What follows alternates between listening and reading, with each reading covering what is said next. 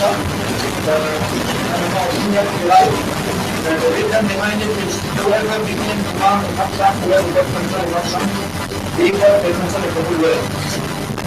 So I wanted to show the world that my Khalid, the Imam al-Aqsa, is Imam in the whole world, inshallah. The way the Muslims, they lost Aqsa, they lost that place of man, they lost the whole world. Inshallah. If they want to become the leaders of the world again, then we need to take the issue of Aqsa seriously. And we need to make it part of our life. It should be part of us. It's not just like a political issue, it's a religious issue. Then may Allah grant all of us understanding. So inshallah, without further delay, I will continue to open to the Shaykh, inshallah, and Shaykh will give you further insight about this. Inshallah, we will all benefit, and Allah grant all of us understanding.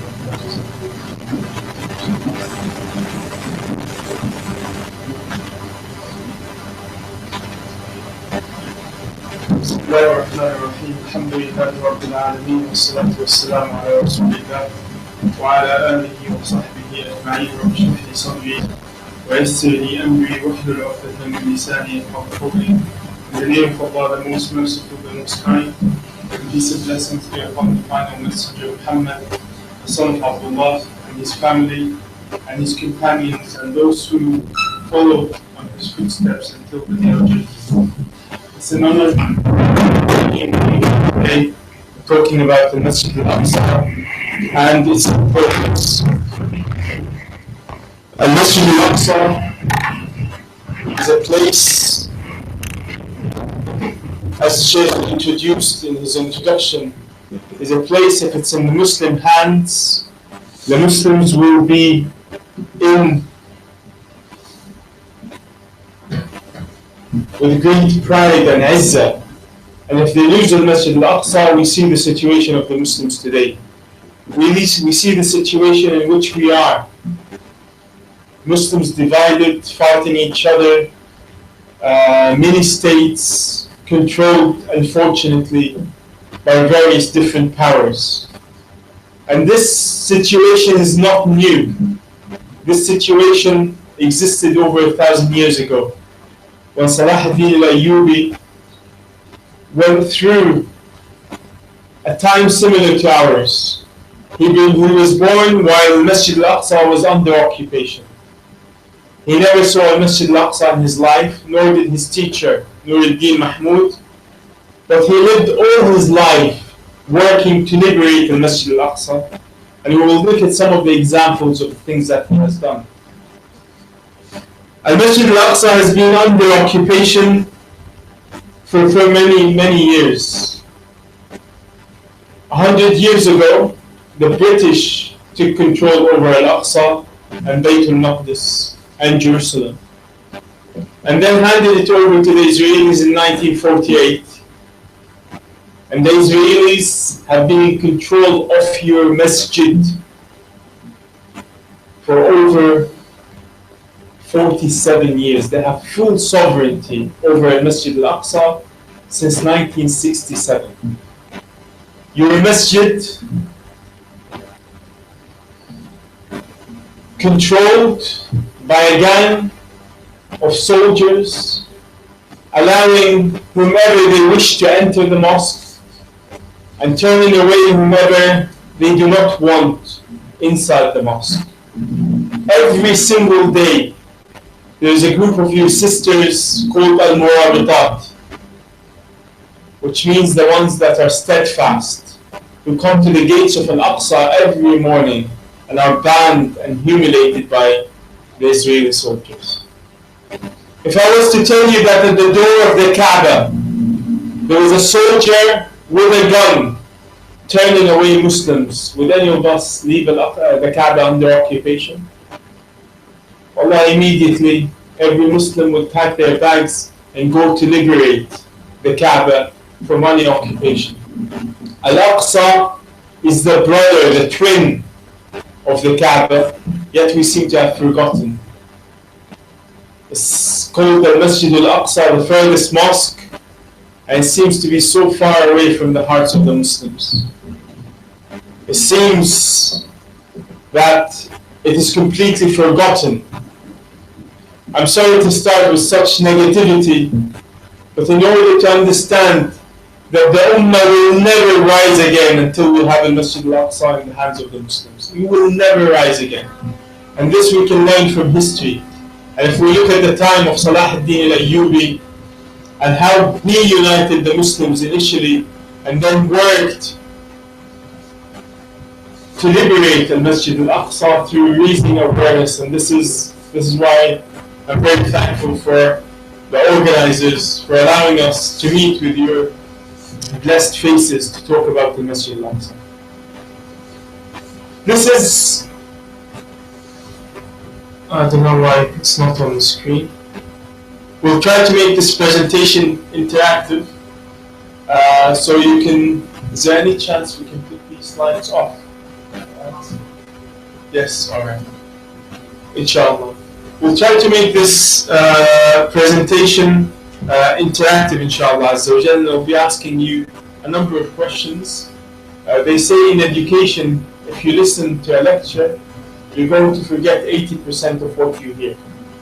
But if you engage within that, it's very likely you'll remember, inshallah, 80% of what you hear. So I hope, inshallah, you can help me and engage with this discussion, because this is a topic that should be close to every single Muslim's heart. It should be a topic that is connected and is something that we live for in order to bring unity back to the Muslim Ummah. And this is one of the very few issues that actually does unite the Muslims. The Muslims disagree on hundreds of things, but on the issue of Al-Aqsa, you will not find two Muslims, two scholars, who will disagree over the issue of Masjid al-Aqsa. So I hope, inshallah, Azza wa Jal, we can discuss this together. What you see here in this picture is an image of a Palestinian boy trying to climb through a wall that is a few meters high in order to reach the Masjid al-Aqsa. This is the level in which this young boy loves his masjid. And I'm sorry, I'll just try to get the colors right for you. Don't seem to want to work, so we'll just leave it in green. This wall is over 3-4 meters high, and he's trying to go to Al-Masjid Al-Aqsa during the month of Ramadan, when the Israeli occupation forces do not allow Muslims under the age of 50 to enter Al-Masjid Al-Aqsa. If we ask, should Al-Masjid Al-Aqsa, start with a silly question, should Al-Masjid Al-Aqsa be important to us as Muslims today? Yes, it should be important. But why is it not important? Why do we not take Al-Aqsa seriously? Maybe we don't understand its importance and its significance. And if we look at our role model, Muhammad sallallahu alayhi wa sallam, if it was important for Rasulullah, then it should be important for every single Muslim. Yes or no? Yes. So we'll try to see what Baytul Maqdis and what Al-Masjid Al-Aqsa meant to your messenger Muhammad sallallahu alayhi wa sallam. But we start with a question. Do we know what Al-Masjid Al-Aqsa is? I will show you some images and see if you can identify Al-Masjid Al-Aqsa. This is a building with a golden dome, and there is a second building. The colors I'll need to fix for you. Otherwise, not get the best out of this. The top building has a golden dome. The bottom building has a silvery dome. Both these buildings are in close proximity to each other, and we will try to see which one is a Masjid Al-Aqsa and which one refers to this blessed masjid. Does anyone good with technical stuff that can, yeah? Inshallah, Surgeon. We just try to sort this out because most of this presentation is very difficult. We have little time on this.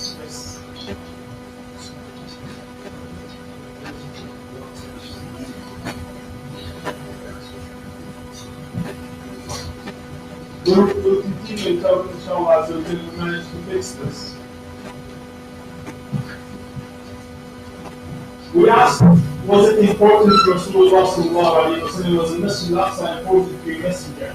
Muhammad sallallahu alayhi wa sallam, can you help me out of how it was important for Rasulullah? Yes. Allah took him there on a night journey. And as the Shaykh had said in the beginning, if Allah willed, we could take him directly from Al-Bayt al-Haram to Al-Bayt al-Ma'mur, the seventh heaven. It's directly beneath it. So that would have been possible. But Allah took him first to Masjid al-Aqsa. From there, He took him to the highest heavens and then back to Masjid al-Aqsa, where He led all the prophets in Salah. This is number one. Any other reasons why Masjid al-Aqsa was important for Rasulullah? Yes, the first thing that Muhammad sallallahu alayhi wa sallam. It was the first qibla. Muhammad sallallahu alayhi wa sallam will come to what the first qibla means. Any other answers? It was the first qibla, the place of the night journey in ascension. The mosque of the prophets, Ibrahim alayhi salam and others.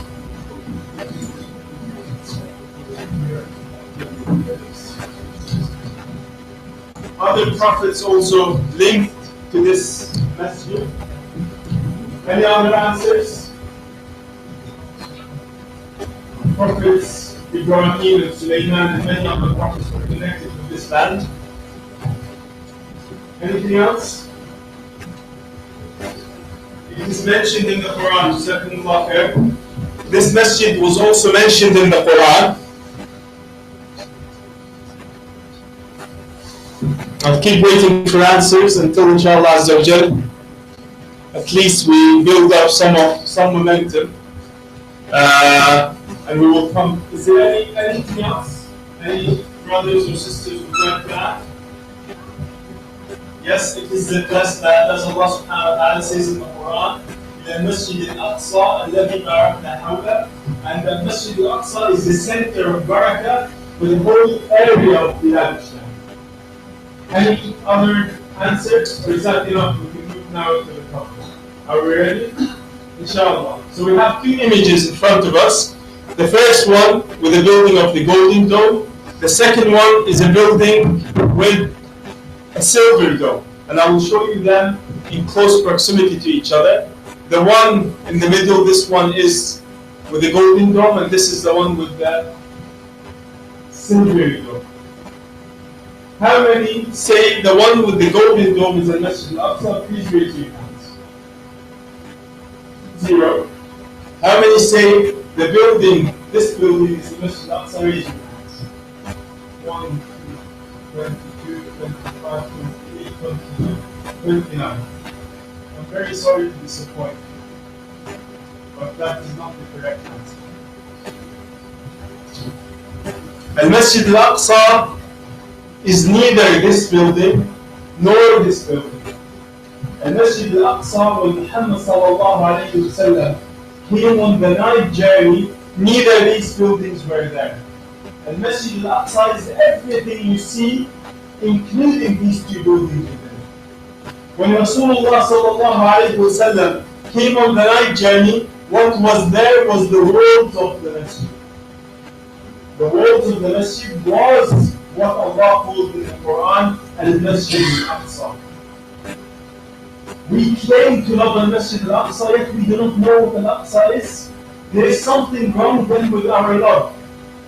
If you love someone, then you know them very well. Is that right or wrong? We know our Messenger Muhammad sallallahu alayhi wa sallam through studying his seerah, his life. And now we say we love the Masjid Al-Aqsa, and we need to go further and deepen our knowledge in the Masjid Al-Aqsa? The answers that you said, and I don't blame you for not knowing, because it's difficult to go there. And it is under occupation. And the answers that you said before we looked at the image of the Masjid Al-Aqsa were all correct. We'll try to expand on that and build our knowledge and deepen our knowledge. Because we cannot liberate the Masjid Al-Aqsa if we do not know the importance and significance of the Masjid Al-Aqsa and put it on our priority. The Prophet Al-Aqsa, when was the last time you talked about Al-Aqsa with your family or your friends? Can anyone tell me?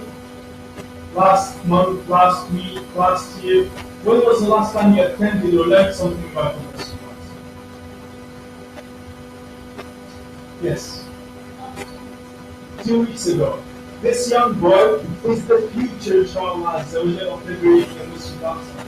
If we instill within our children and within ourselves the importance of seeking knowledge, the importance of the knowledge that will change the future, because Allah subhanahu wa ta'ala, we know what Allah says in the Quran, Allah will not change our circumstances until we change it ourselves.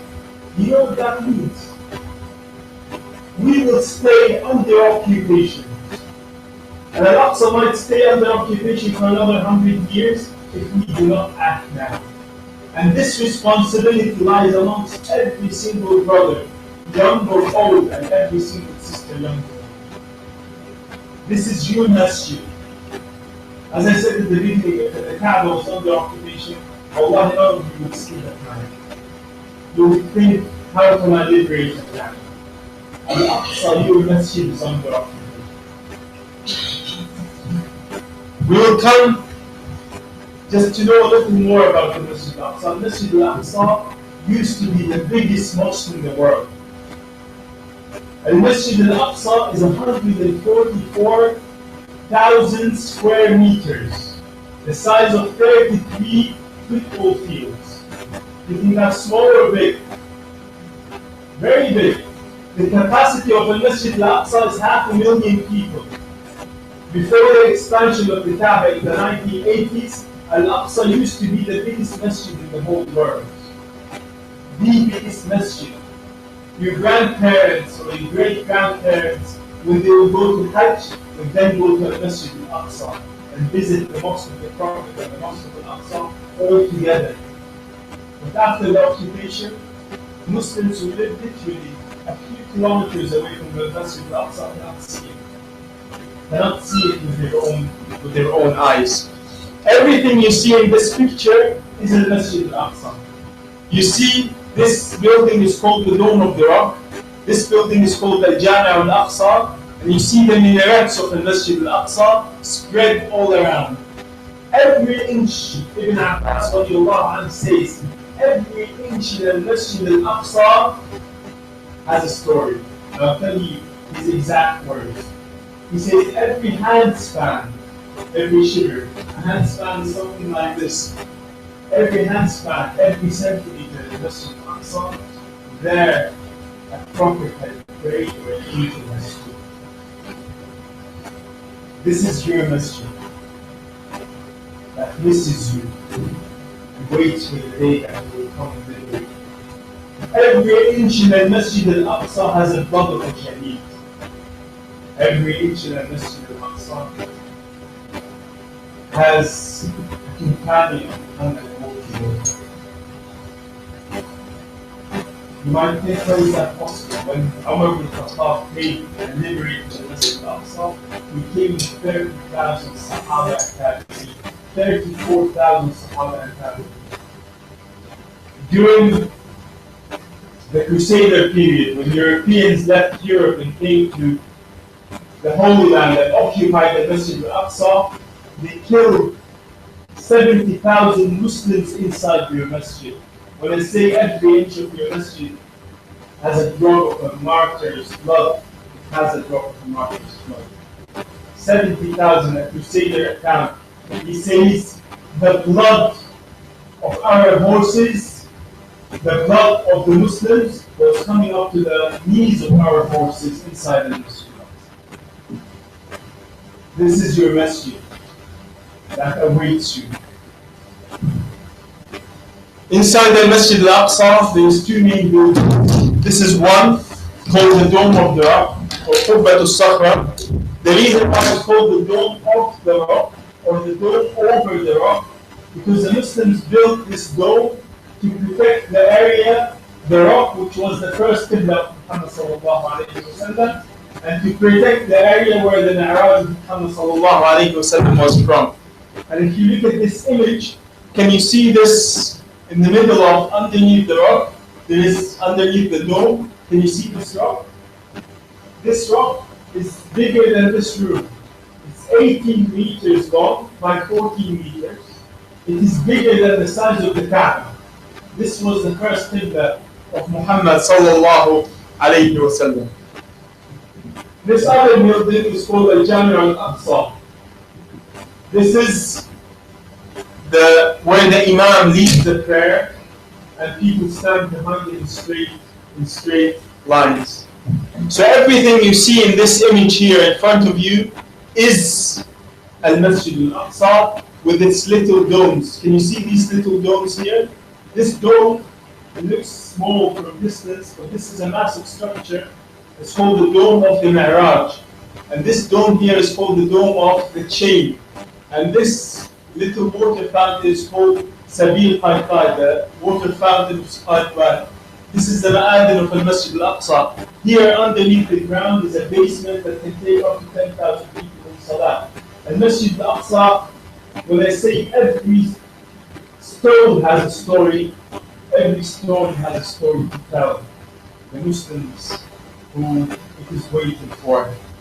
Now we will talk about our message of Muhammad sallallahu alayhi wa sallam. Some of you said Al-Aqsa was the first qibla of Muhammad sallallahu alayhi wa sallam and the early Sahaba. Let's make this a little more interactive. What was the first verse revealed to Muhammad sallallahu alayhi wa sallam? Iqra bismi rabbika alladhi khalaq. Who knows the last verse in this chapter? Surah Al-Alaq. The last ayah. Yes. كلا لا تطعه واسجد واقترب. Make sujood and get close to Allah subhanahu wa ta'ala. What was the second chapter revealed after Iqra? يا أيها المزمل قم الليل, stand up and pray all of the night except for a little bit. The first command after Iqra to Muhammad sallallahu alayhi wa sallam was to do what? To pray. And Rasulullah sallallahu alayhi wa sallam in some hadith he talks about how Jibreel alayhi salam came to him and he told him how to make wudu and the wudu of the Anbiya before him. And then he taught him how to make salah. And Rasulullah sallallahu alayhi wa sallam told our mother Khadija how to make salah, and Ali radiallahu anhu, they were the first three to pray together. What was the qibla of Muhammad sallallahu alayhi wa sallam? We said the qibla from the beginning, as is mentioned in Musnad Ahmad and Sahih Hadith, was towards Bayt al-Maqdis. The qibla of Rasulullah was the Masjid Al-Aqsa. What does it mean that Al-Masjid Al-Aqsa is the first qibla? Let's make it a simple question. Who here has not been to Mecca? Who has not been? One brother, 2, 3, and some of the children. Sisters, some sisters have not been. Do you have anything connecting you with the Kaaba, or you don't have any connection? Is there any connection between those who have not been to the Kaaba, or it's not important to you? It's a qibla. Imam al-Razi says the qibla is the spiritual hub of the believers, of the Muslims. Every second in the world, every second of the hour, there is a Muslim standing up, facing the qibla, and his soul is facing towards the house of Allah subhanahu wa ta'ala. It creates a bond between you and your qibla.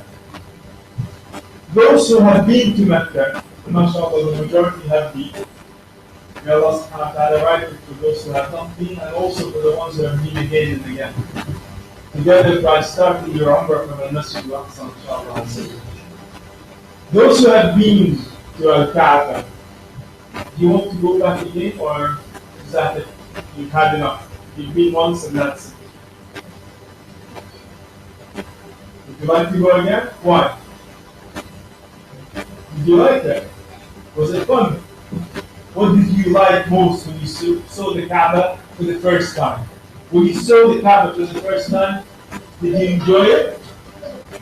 You couldn't believe it. Those who saw the Kaaba for the first time, how was it feeling? How was it feeling when you first saw the Kaaba, the house of Allah? How did that change your heart? Yes. No words to describe it. Tears go down the face.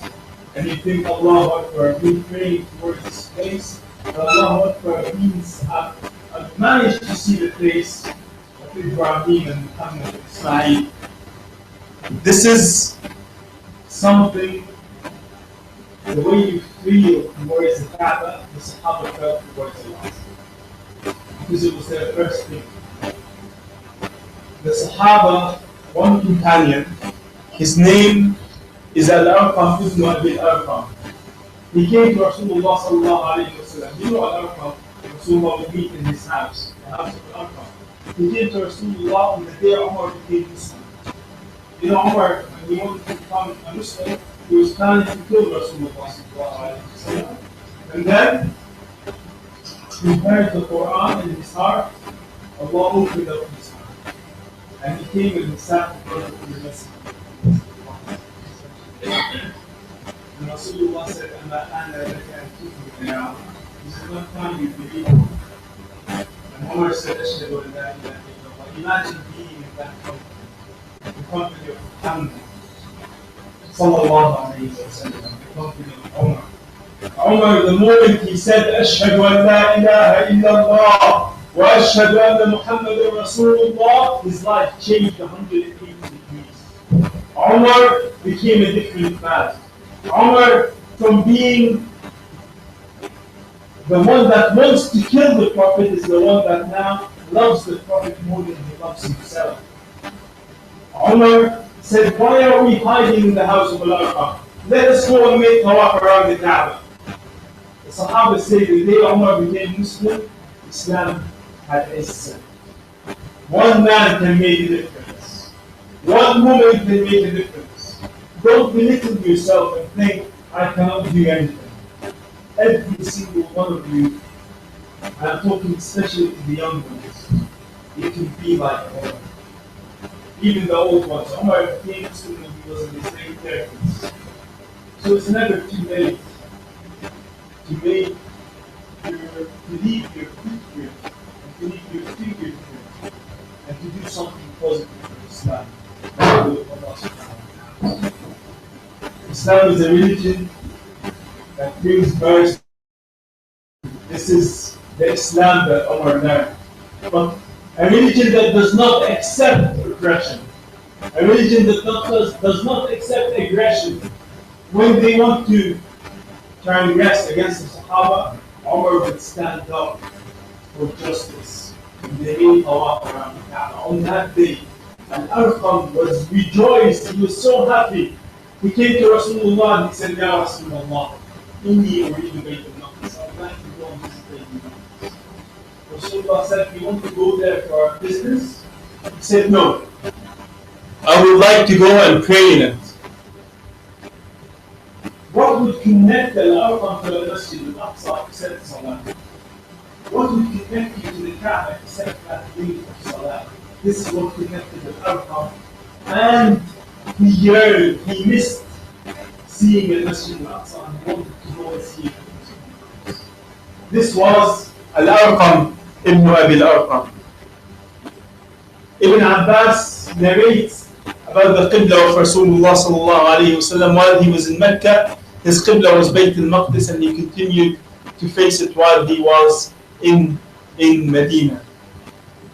The idea of the first Qibla created a very strong connection, spiritual connection between Kaaba and the Masjid al-Aqsa, like you, there is a very strong spiritual connection between you and the Kaaba.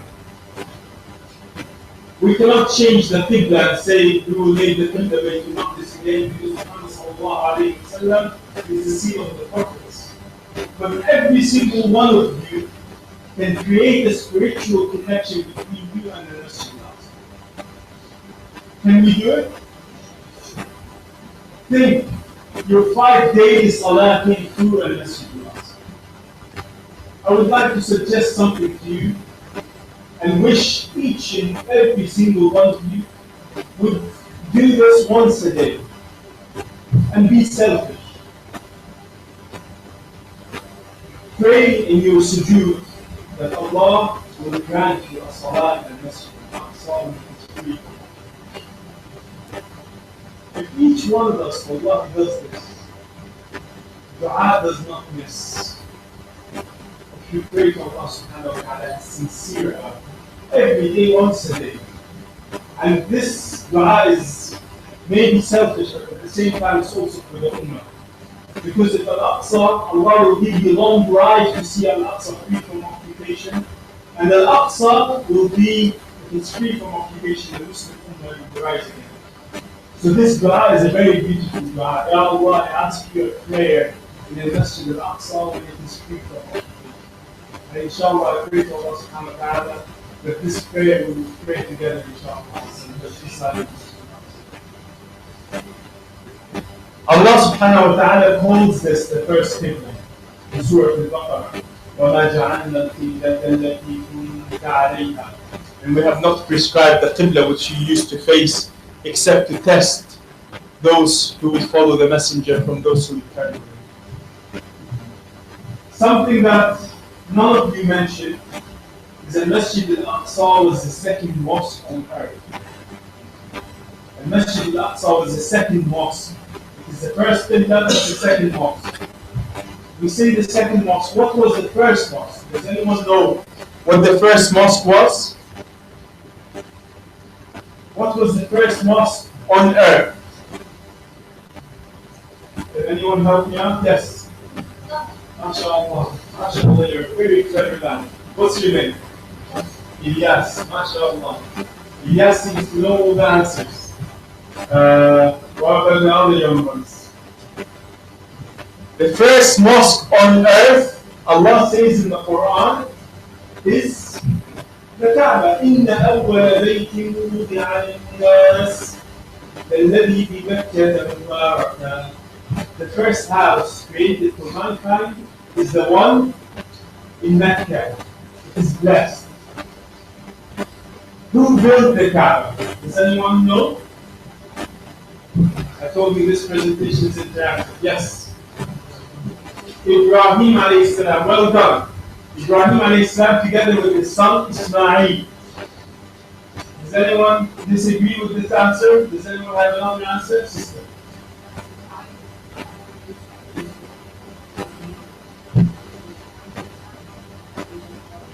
Yes. Yes.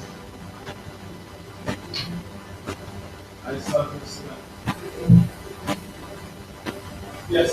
So the sister is saying that Kaaba existed before Ibrahim alayhi salam.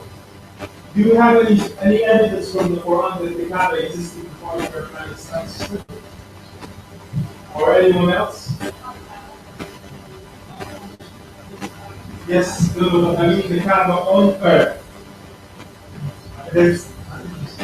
Do we have any evidence from the Quran or from the Hadith? I'm testing you. I told you I'm making it interactive. Yes.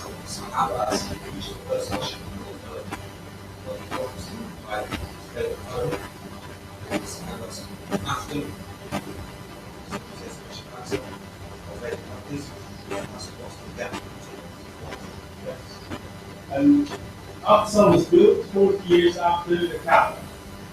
But who first built the Kaaba? The sister said Adam alayhi salam, or the angels. Can anyone read the verse that we have in front of us? When Ibrahim alayhi salam left his children, we left Ismail as a baby, and Hajar alayhi salam, he made the dua. He said, ربنا إنني أسكنت من ذريتي بواد غير ذي زرع عند بيتك المحرم. Oh Allah, bless some of my offsprings next to your sacred house. This is when Ismail was still a little toddler, not even a toddler, a baby. What does that mean? That the Kaaba existed according to the Quran. Before Ibrahim alayhi salam, and Ibrahim did not leave them in the desert. Ibrahim alayhi salam left them next to the place of the Kaaba. And the other verse that we read, إِنَّ أَوَّلَ بَيْتٍ وُضِعَ لِلنَّاسِ. This, the idea that the angels built it, this verse says, the first house for humans. The words are very clear in the Quran. إِنَّ أَوَّلَ بَيْتٍ وُضِعَ لِلنَّاسِ. So made for people. Imam Ibn Hajar al-Asqalani on the hadith that the brother mentioned, he makes reference, he says, the Kaaba was built during the time of Adam alayhi salam, during his time, and then it was rebuilt by Ibrahim alayhi salam and many other people after Ibrahim alayhi salam. But the first building dates back to when? To Adam alayhi salam. And the hadith is in Bukhari, the brother mentioned, between the building of the Kaaba at the time of Ibrahim, at the time of Adam alayhi salam, and the building of Al-Aqsa is how many years? 40 years. What does that mean? During whose time was Al-Aqsa built?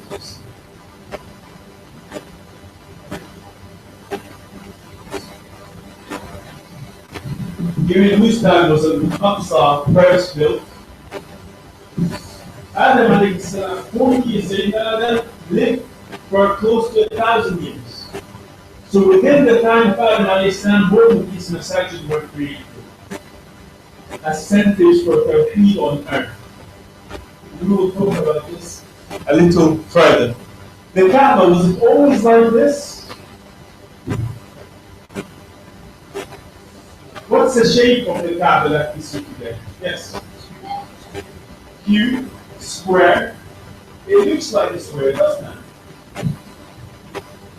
I'm sorry to disappoint you, it's not a square or a cube. From a distance it looks like that, but every wall, and this is a plan of the Kaaba, every wall in the Kaaba today has a different dimension. In order for it to be a square, all the sides have to be equal. But this wall is 12 meters, this one's 11, this one is 10.5, and this one is 10. Each wall has a different dimension. It's very strange. We'll talk about why it's that in a moment. But was the Kaaba always like this? Was the Kaaba always in this shape, or was it different? What was different about the shape of the Kaaba? Yes. Very good, mashallah, mashallah, very clever. This area here used to be part of the Kaaba. It's called, what was it called? Al-Hatim. What does Al-Hatim mean in Arabic? Hatim means the destroyed part of the Kaaba. The Kaaba used to be longer, up to about here. And it used to be shorter, up to the golden line. Before the Prophet of Muhammad, and you all know the story when the Prophet took the black stone when they rebuilt the Kaaba. The reason why they rebuilt it, the building was falling apart, so they said we'll rebuild the Kaaba. But when they rebuilt it, they made it smaller. But this is part of the Kaaba. And anyone who goes on Hajj knows that you cannot make tawaf through the middle of the Kaaba. You have to go around, all the way around. Because it does not count if you go in the middle of the Kaaba, it doesn't count as a full tawaf. So if you look at this image here, this is the exact dimension of the Kaaba before the Prophet Muhammad and from the time of Ibrahim alayhi salam. It used to be longer. And when Ibrahim alayhi salam made the Kaaba, he made it without a roof. It was an open ceiling. And he made it with two doors. People would enter from one door and leave from the other. This is how Ibrahim alayhi salam created the Kaaba well before Muhammad sallallahu alayhi wasallam. Now this is the first masjid. We now understand it. The second masjid, we said, is a Masjid Al-Aqsa, built 40 years after the Kaaba, as we read together. Can anyone tell me what the shape of Al-Aqsa is? This is an aerial view of Al-Masjid Al-Aqsa. What you see in green is Al-Masjid Al-Aqsa. What happened? Bismillah. Can anyone tell me what the shape of Al-Masjid Al-Aqsa is? Yes. It's not a square. Close to a square. Rectangle, mashallah. You guys study maths? School? Mashallah, very clever. Very good. It looks like a rectangle. Yes? But in order for it to be a rectangle, it has to have all, yes, two equal sides. Does this have two equal sides? It doesn't. Why? Because every wall in the Masjid Al-Aqsa has a different dimension. Coincidence? Maybe. Similar to what? Similar to the Kaaba. Every wall has a different dimension. The wall in the Masjid Al-Aqsa is 488 meters and the Kaaba is 15 meters or 12 meters. Here 488, 466, 281 and 314. The space of that isn't small. It's quite a large space. If we compare between the Kaaba, we're comparing between the proportions and the angles. Between the Kaaba and Al-Masjid Al-Aqsa, we see that the Kaaba, if we move that over, it fits exactly the same. It's like a mirror image. Not only that, but the angles between the walls are exactly identical to the center. What does that mean? Remember the hadith that we mentioned a moment ago? They're similar, they're built within the same time. Not only that, the buildings are exactly identical. That the architect of the Kaaba is the same as the architect of the Masjid Al-Aqsa. This study was done by a professor in architecture, and this is what he came up with. He said, this is not a coincidence. And whoever built one of these buildings must have copied it from the other. And he went further, confirming the words of Muhammad sallallahu alayhi wa sallam. And Muhammad's words don't need confirming, but sometimes science reassures people on this issue. And Masjid Al-Aqsa was built after the Kaaba. This is his conclusion as an architect, as an archaeologist. Why? Because the foundations of the Masjid Al-Aqsa from before Isa alayhi salam are facing naturally towards the Kaaba, which means that after the Kaaba was built as a prototype, it was copied into a larger scale inside the Masjid. So when we say Al-Aqsa is the second mosque, it's not a joke. It's not just words, empty words. It's actually connecting you to the prophets before Muhammad. Connecting you to the prophets from Adam to Muhammad.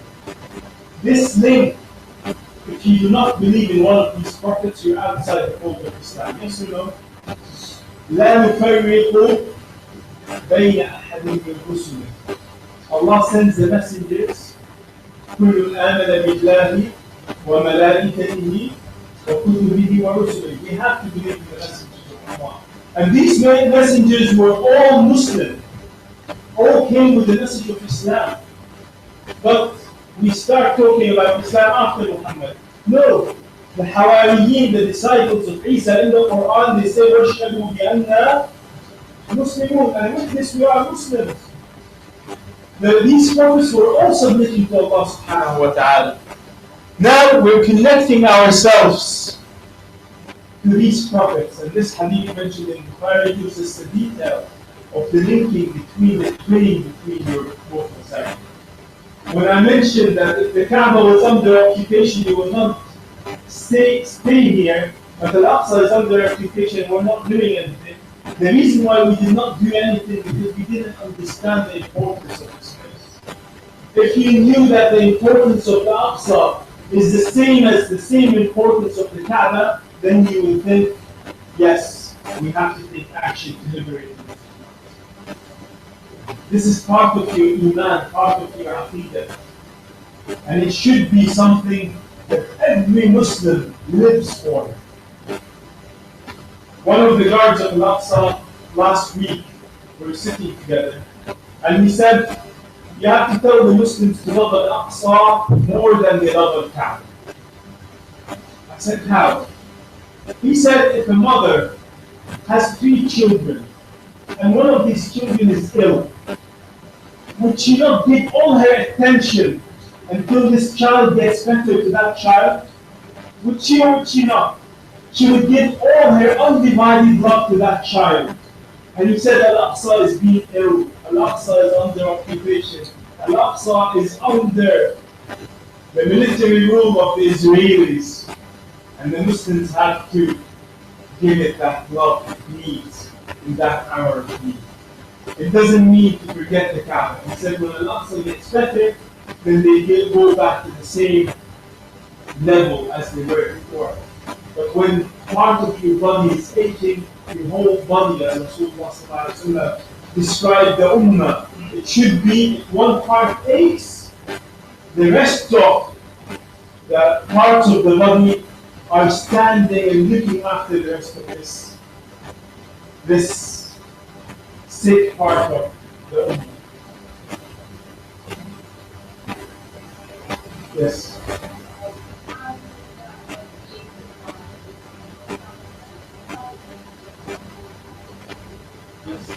According to Ibn Hajar he says that the Kaaba was built by Adam, not by the angels. It was by Adam alayhi salam. And 40 years after that, Allah commanded him to go to Bayt al-Maqdis and build the house. So according to him, it was during the time of Adam, and maybe the angels helped him. But the building, because the Quran says, إِنَّ أَوَّلَ بَيْتٍ وُضِعَ لِلنَّاسِ. Allah does not say it's the first house for angels. What does Allah say in the Quran? The first house for humans. And Allah subhanahu wa ta'ala says in the Quran, if there was humans on earth, Allah would have sent if there was angels on earth, Allah would have sent an angel prophet. But because there is humans, so the one that would build a human house would very likely only be a prophet. Other prophets would have renewed the building of Al-Aqsa and the Kaaba, and this is normal. We know the story of Ibrahim alayhi salam renewing the Kaaba. And some of the scholars talk about how the children of Ibrahim alayhi salam, Yaqub, and also some refer to Ibrahim renewing Al-Masjid al-Aqsa at the same time. From the descendants of Ibrahim alayhi salam, we have Sulaiman alayhi salam, who rebuilt Al-Masjid al-Aqsa, as in the hadith in Nasari, Hasan hadith, where he said that Sulaiman alayhi salam, when he finished completing building Al-Masjid al-Aqsa, he prayed to Allah for three things. And the last one, whoever enters Al-Masjid al-Aqsa for the sake of only praying in it would not leave until Allah has forgiven all of his sins. This you do not find anywhere. This is very special. And Rasulullah said, and I say Ameen to the dua of my brother Sulaiman. So two prophets making a dua. Whoever enters Al-Aqsa solely for the sake of praying in it, Allah will relieve them from all sin like they were newly born. Where do you get this? Only in Hajj. You see the connections between these two places. Another hadith in Muslim Abu Ya'la, he says whoever starts his ihram from Al-Masjid al-Aqsa to go to Mecca for Hajj or Umrah, Allah will forgive all of the sins or وجبت له الجنة. He is guaranteed paradise. Wallahi, we do not know the importance of the Masjid Al-Aqsa. This is why we neglect it. Al-Aqsa needs you. Al-Aqsa is your first qibla and is your second masjid. What does it mean that it's the second masjid? How many prophets are mentioned in the Quran? 25. Out of these 25 prophets, the majority of them, 80% of them, have a direct connection with the land of the Masjid and Bayt al-Maqdis. Before Muhammad, who was the prophet that was born? Isa alayhi salam. Isa alayhi salam, where was he born? In Bayt al-Maqdis. Where did he live and preach Islam? In Bayt al-Maqdis. Where did he die? He was raised to heaven from the land of Bayt al-Maqdis. And the hadith of Rasulullah, he shall come back to the land of Bayt al-Maqdis and he will kill the Dajjal in the land of Bayt al-Maqdis at Babylon, and he will create a Masjid Al-Aqsa behind Imam al-Mahdi by the way of Allah. This is Isa alayhi salam and his relationship with the Masjid Al-Aqsa. Allah gives us long life, may Allah subhanahu wa ta'ala make us amongst the companions of this Prophet Isa alayhi salam. At the same time, there was another two prophets. Who were they? Zakaria and Yahya, his son Yahya. They were born, dwelled, and preached Islam in the land of Bayt al-Maqdis. The Quran talks about the story of Zakaria when he would enter the chamber, the mihrab of Maryam. And what does he find? He's coming to bring her food in her mihrab in the Masjid Al-Aqsa. And he finds that she already has sustenance for a while. And the verse behind me, he says, where is this? Where did this come from, Ya Maryam? She says, it's from Allah. يَرْزُقُ مَن يَشَاءُ بِغَيْرِ حِسَابٍ. There, هُنَالِكَ دَعَا زَكَرِيَّا رَبَّهُ. There, Zakaria needed dua. And how Allah accepted his dua in the Masjid Al-Aqsa. He said, oh Allah, give me a child. He was an old man. And Allah blessed Zakaria alayhi salam. In another verse it says, and the angels called to him while he was in his mihrab, giving him the glad tidings of Yahya. And he said, he was surprised how Allah subhanahu wa ta'ala, an old man, a barren woman, how can he give a child? When Allah wills something, it will be done. Kun fayakun. The story of Maryam alayhi salam, what was the Kitab Maryam? And remember, the Sahaba are reading these verses. And most of these verses, Qasasul Anbiya was revealed in the Meccan period. The Sahaba are reading these verses. What was the Kitab Maryam? They're not just reciting verses just for the sake of recitation. They're reciting the Quranic verses and enjoying the meaning and pondering over the meaning. And it goes on how she gave birth, how the angel came to her, and the full story that we have. Before that, who do you have before these three prophets and this great woman? Who came before that chronologically? Two kings and prophets. Does anyone know them? Sulaiman and his father, Dawood. Do you know how Dawood alayhi salam became a prophet? Ram became a prophet and a king? He took part in a war on the road to Al-Masjid Al-Aqsa, on the road to Bayt al-Maqdis. He went with a king. The king's name was Talut. Bani Israel said to their prophet, we would like to make jihad in the way of Allah. Send us a king so we will fight. So Allah sent them a king, Talut. And they said, oh, how can he be a king? We're more wealthy. And Allah sent them a sign, Talut. The ark came. This is in the Quran, carried by the angels. And then they said, okay, fine, he's the king. And they followed him. According to the Mufassirin, 600,000 men followed Talut until they came to the river Jordan. And he said to them, إِنَّ اللَّهَ مُبْتَلِيكُمْ بِنَهَرٍ, Allah will test you with a river. Whoever drinks from this river will not take part in this battle. So all of them drank except for how many? The same number as Sahaba and Badr. How many? 313.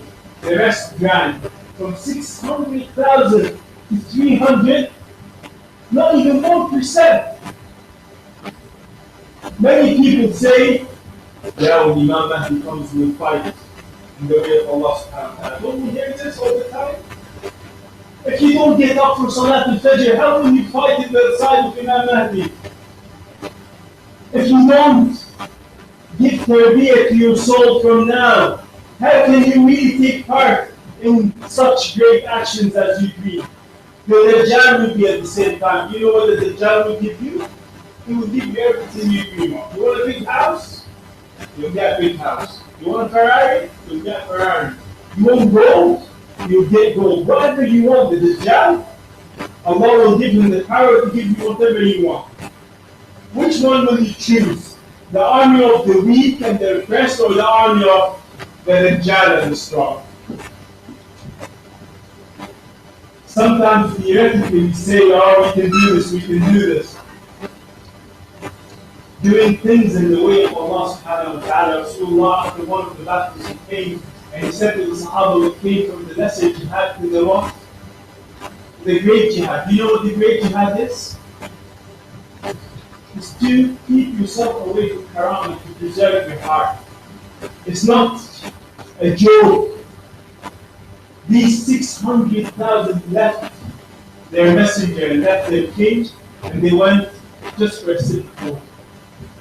Today we say you should boycott Israeli goods.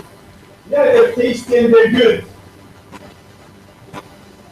You should boycott Coca-Cola. Yeah, but I'm used to it. I can't boycott it. Don't we say that? He asked them to stop drinking water which is halal. No one will say to you Coca-Cola is haram or McDonald's is haram. But the whole idea is to build tarbiyah in your nafs. To give your soul what it needs to be cleansed. This is part of the process. And it's a long process. Before Dawood and Sulaiman, and during that time, Dawood alayhi salam shined and he became a prophet and a king. And Allah gave victory on his hand. Before Dawood and Sulaiman, who do we have? Musa alayhi salam and Harun. Where were they both? Egypt. And then they took the people of Israel and they said they have to go to where? To the Holy Land. They brought them on the border of Al-Ard al-Muqaddas and they said, enter the Holy Land. And what did they say to them? They said, اذهب أنت وربك فقاتلا إنا هاهنا قاعدون. We will wait here, we'll sit here. When you finish fighting, you can call us and we'll come. Go with your God and fight, we will wait here. What did the Sahaba say to Rasulullah sallallahu alayhi wa sallam in Badr? Did they say go with your God and fight, we'll wait here? What did they say? اذهب أنت وربك فقاتلا إنا معكم مقاتلون. Yes.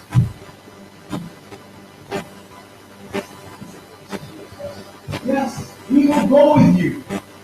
These were the Sahaba of Muhammad sallallahu alayhi wa sallam. The Sahaba of Musa alayhi salam, you read in the Quran. What does the Quran repeat the stories of the Sahaba of Musa? Why? So we don't fall into the same trap. The moment they cross the water, they say to Musa alayhi salam, we want to worship idols. We want to do this. Wallahi, when you read the story of Musa alayhi salam, you feel sorry for how much hassle he had to go through with the children of Israel, the children of Yaqub. Before Musa alayhi salam, we have Yusuf. Where was Yusuf alayhi salam born? In the land of Bayt al-Maqdis. And then his brothers threw him in the well. And then he went to Egypt. And his will, his wasiyah is that his body is to be taken back to the land of Bayt al-Maqdis. And Musa alayhi salam took the body of Yusuf alayhi salam, as is mentioned in the authentic hadith. Before Musa and Harun, who do we have? Before Yusuf, who was the father of Yusuf? Yaqub, and the father of Yaqub, Ishaq, and the uncle of Ishaq, Ismail. All these prophets were born in the land of Bayt al-Maqdis and lived in the land of Bayt al-Maqdis, except for Ismail, who was taken to Mecca. Ibrahim alayhi salam, where was he born? Not in Bayt al-Maqdis. He was born in Iraq, and Allah commanded him to go to the land of Bayt al-Maqdis. He said, وَنَجَّيْنَاهُ وَلُوطًا إِلَى الْأَرْضِ الَّتِي بَارَكْنَا فِيهَا لِلْعَالَمِينَ. Which saved Ibrahim and Lut to the land which we have blessed all the nations. Now all of these names that I mentioned to you and these stories, majority of them were mentioned in Mecca, while the Sahaba were still under oppression, before the night journey of Muhammad sallallahu alayhi wa sallam to Bayt al-Maqdis. What did this do to the Sahaba? It built a very strong religious connection between the Sahaba and Bayt al-Maqdis. The stories of the Prophet, he said their qibla, the first qibla was towards where? Bayt al-Maqdis. How many hours were the Sahaba praying at night? Surah Al-Muzammil tells us, قُمِ اللَّيْلَ إِلَّا قَلِيلًا نِصْفَهُ. Stand half of the night. How many hours is the night? 12 hours, 10 hours? The Sahaba would stand up and pray with Rasulullah 5 hours, 6 hours, 8 hours, 9 hours, facing towards where? Al-Masjid al-Aqsa. Reading in the Quran the stories of who?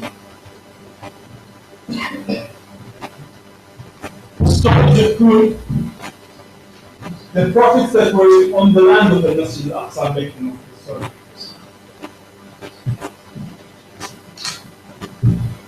How can you connect yourself religiously to the Masjid al-Aqsa?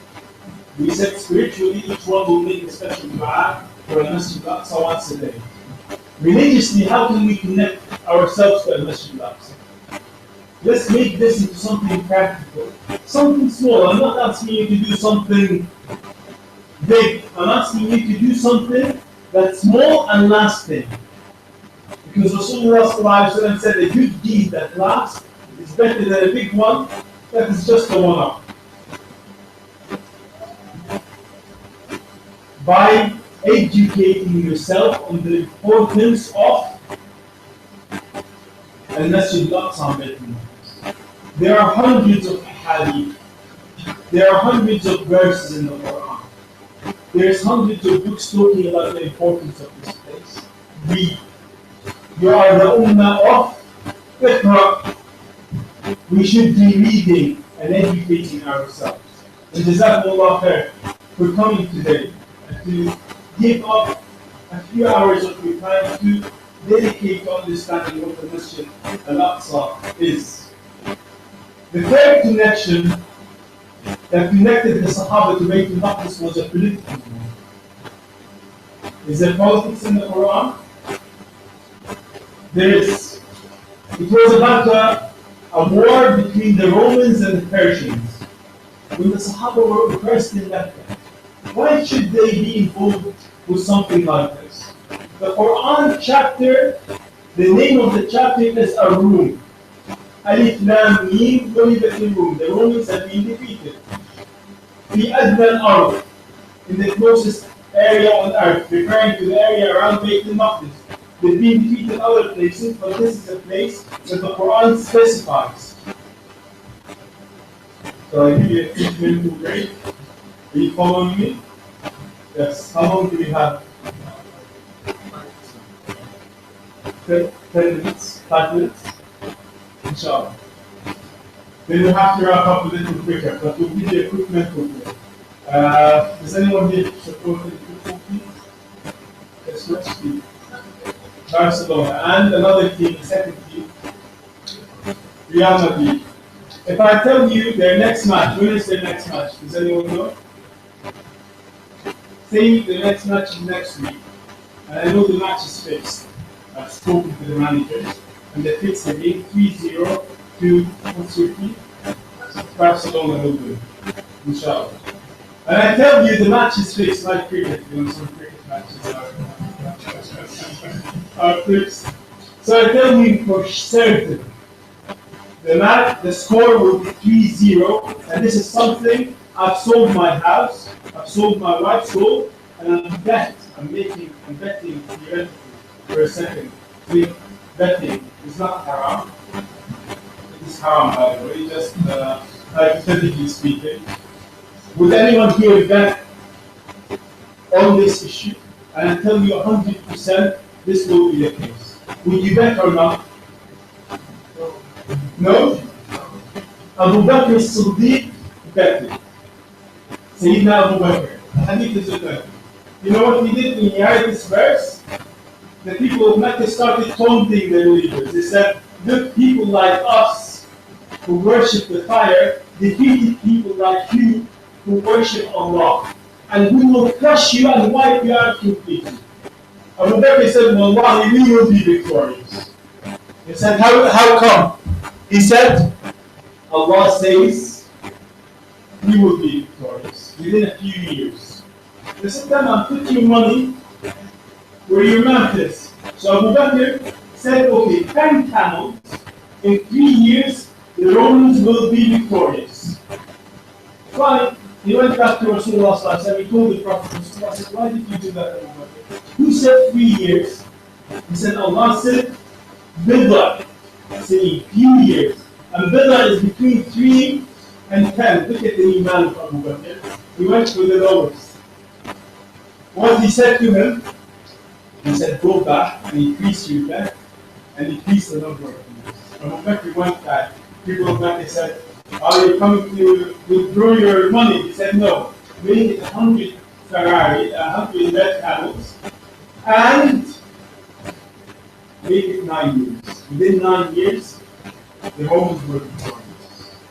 So do you know what this did to Abu Bakr and the Sahaba? Any news coming from this land, at that time there was no JC or CNN, BBC, none of this. So the news would come with the caravan. So any caravan coming from Syria, because they have personal connection. It has 100 camels. So he would go and ask, is there been another war? What happened? Who's winning? Who's losing? And this was how the Sahaba connected themselves with Bayt al-Maqdis three ways. The number one, spiritually. Number two, religiously. Number three, politically. How can you connect yourself to the land of Bayt al-Maqdis politically? Does anyone want to bet? Betting is haram. Abu Bakr, when he won the bet, he came to Rasulullah with 100 camels, and Rasulullah said, give it to Sadaqah. Now betting is haram, it is not. So he gave it, Abu Bakr 100 Ferraris he gave away. 100, at that time, red camels. They're the equivalent of a Ferrari in our time. How can you connect yourself, brothers and sisters, with an Aqsa politically?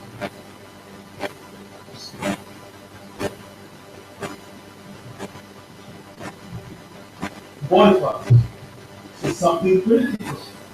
Now the government here wants to be making boycott illegal. This is going to be a process that's very long. Inshallah, they will not succeed. And inshallah, they will not succeed. But this is something boycotting. You know what boycotting does? It raises awareness. More important than the economic factor. When I boycott Coca-Cola and I say I will not drink Coca-Cola, my friends at Aqsa did a massive campaign. They said with one bottle of Coca-Cola, you're killing a brother of yours, a Muslim brother or a sister in Palestine. The idea, you're raising awareness, telling your children, we're not buying Coca-Cola because we want to support our brothers and sisters. Allah will not ask you about the outcome of what you have done. He will ask you what you have done. So something simple. Follow the news of your brothers and sisters there. Like Abu Bakr was waiting for the news from that land. Wait, ask for the news of your brothers and sisters. Your sisters who are being mutilated at the gates of the Masjid al-Aqsa, being beaten up, being shot down, being...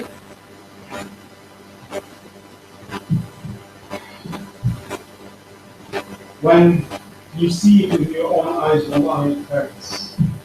When you see your sisters hijab being pulled off her head, where is the Muslim Ummah who crying for your sisters in this world? Wallahi, that day I cried when I saw an Israeli soldier attack a Muslim woman reading the Quran inside the Masjid al-Aqsa. They were sitting in a circle reading the Quran. The soldier came to them and he wanted them to move, and he started swearing at your sisters. Filthy language.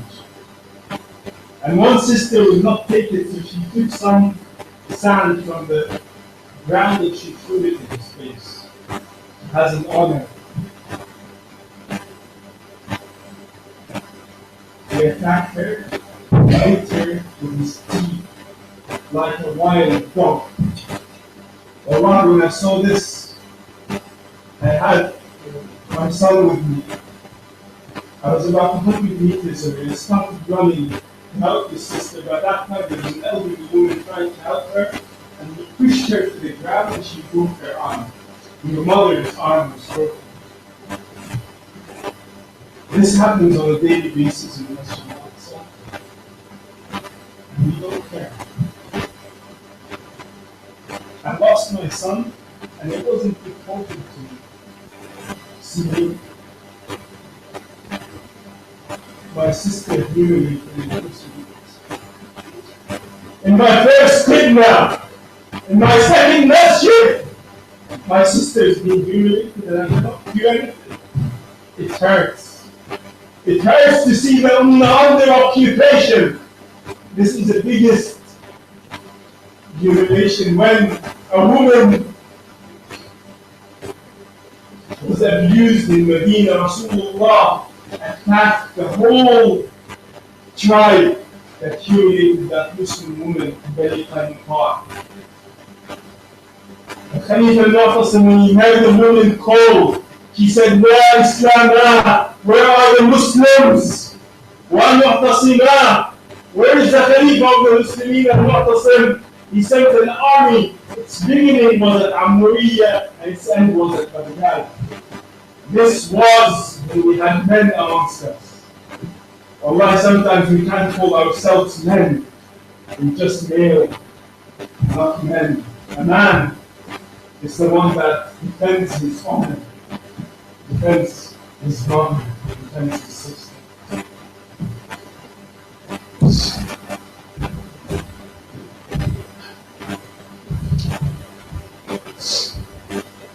Rasulullah sallallahu alayhi wa sallam continued building this relationship with the Masjid al-Aqsa when he migrated to Medina, especially after the night journey. As the Sheikh mentioned at the beginning, the night journey changed the life of Muhammad sallallahu alayhi wa sallam. When he went to Medina, most of the fada'il of Bayt al-Maqdis were mentioned while Rasulullah was in Medina. He said, "La tushaddu rihal illa ila thalath masajid."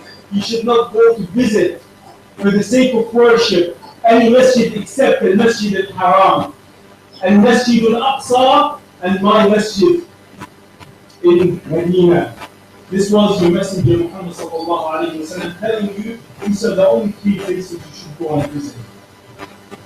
Rasulullah sallallahu alayhi wa sallam prepared 3 armies towards Bayt al-Maqdis. The first one was to Mu'tah. And in Mu'tah is inside the Holy Land, inside Bayt al-Maqdis. The Sahaba reached that area, 3,000 Sahaba, against some accounts say 200,000. Where the Sahaba scared and ran off, the Sahaba fought.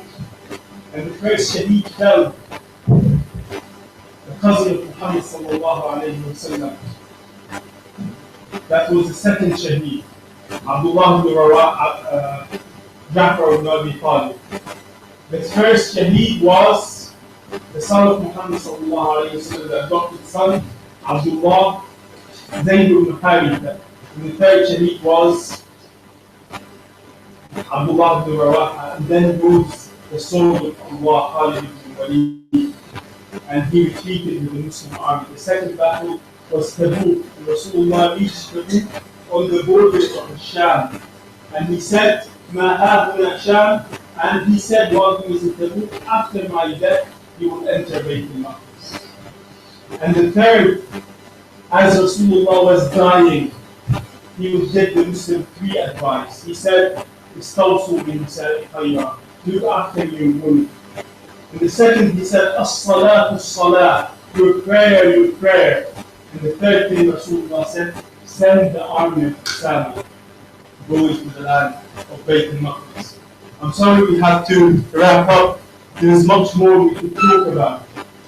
But Al-Masjid al-Aqsa is waiting for you. Your brothers and sisters in the Masjid al-Aqsa are waiting for the day you will come and join them in Salah in the Masjid al-Aqsa, inshallah azza wa jal. And that day I pray to Allah subhanahu wa ta'ala, that day will be sooner than later, inshallah azza wa jal. And one final thing that I would like to ask each one of you, which is the command of Muhammad sallallahu alayhi wa sallam. He said, if you cannot go and visit it, send a gift to Masjid al-Aqsa. But the one that sends a gift will get the same rewards praying.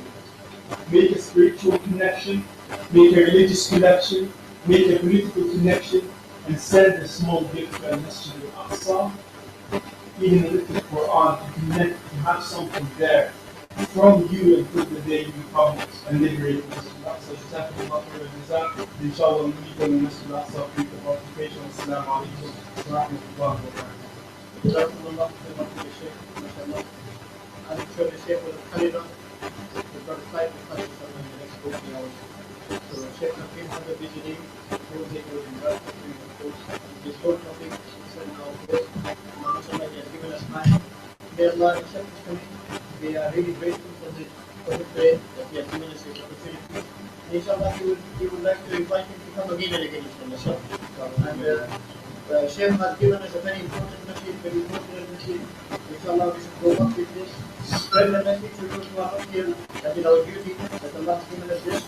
And inshallah, we will be taking people to Aqsa as well. Many different groups are going, inshallah. Also, personally, we will be going after Ramadan. Inshallah, if you would like to go, you can contact us. And we have this type of programs regularly. Every month we have a spiritual program. This was this month's program. Next month on the 3rd of April, Sunday the 3rd of April, we have an Aqidah program. Aqidah Tahawiyah. It's open to everyone. It won't be just for ulama or just for students. It's open to everyone, general public. You have to sign up because we have limited seats like today. And about 30 to 40 seats are already gone.